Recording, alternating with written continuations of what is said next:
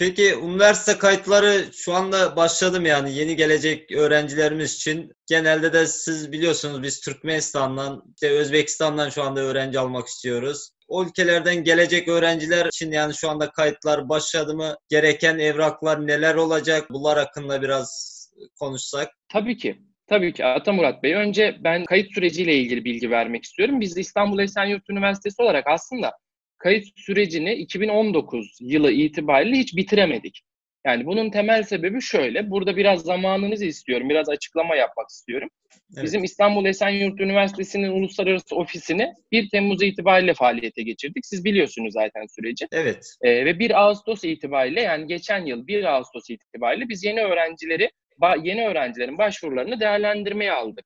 Şimdi dolayısıyla bu süreçte kabul mektubu düzenlediğimiz öğrencilerimizin kayıtları, öğrencinin vize işlemleri ve Türkiye'ye gelme süreçleri geciktiğinden dolayı biliyorsunuz normal kayıt döneminde yetişmedi.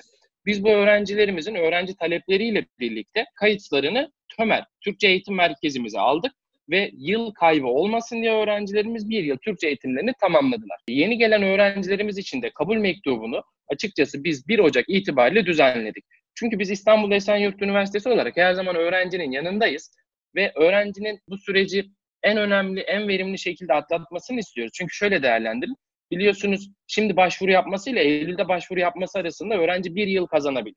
Yani Evet. bunu şu şekilde açıklayayım ben. Şimdi öğrenci kabul mektubunu alırsa ve TÖMER eğitimine, Türkçe eğitimine başlamak isterse Türkçe eğitimine başlayabilir. Biz şu an online eğitim sistemiyle birlikte TÖMER eğitimimizi de veriyoruz. Yani öğrenci şimdi başlayabilir.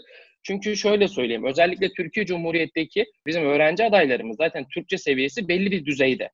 Dolayısıyla bunu bizim üniversitemizin Türkçe yeterli saydığı B2 ya da C1 programına tamamlaması için çok az bir zamana ihtiyacı var. Dolayısıyla Haziran'da başladığımızda biz Eylül-Ekim aylarında öğrencinin fakülteye devam edip 1 yıl kaybetmesini engelleyebiliriz. Kayıtlarımız açık, online başvurularımız web sitesinden devam ediyor. Kabul mektubu düzenliyoruz.